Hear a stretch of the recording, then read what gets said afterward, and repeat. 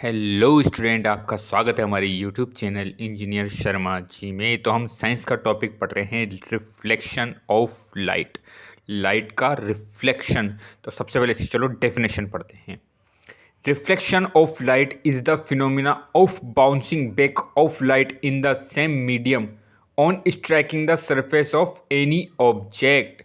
Reflection of light में क्या होता है? एक फिनोमिना है of bouncing back of light.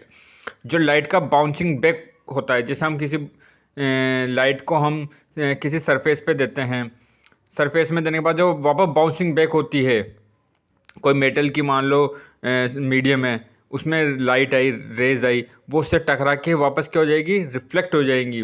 उसको रिफ्लेक्शन को हम क्या कहते हैं?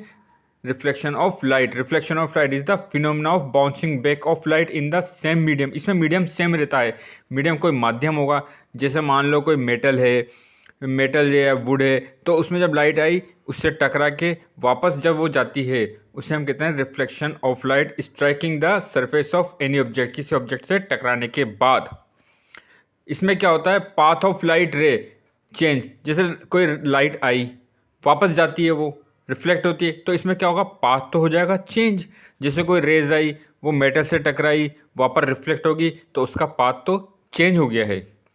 आगे हम देखते हैं मीडियम नो चेंज। अब देख लो मीडियम क्या होता है। हमने पढ़ा था अलग अलग टाइप के मीडियम। अब इसमें जो मीडियम होगा ओपेक होगा, जिससे क्या होगा?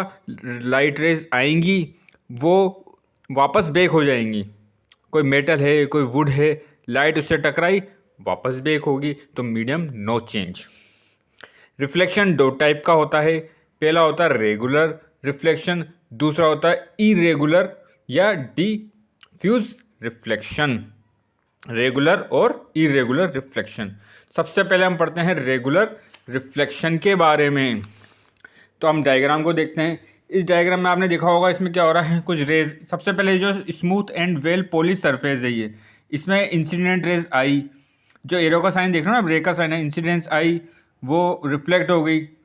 इसमें आप देखो रिफ्लेक्टेड हो रहा है।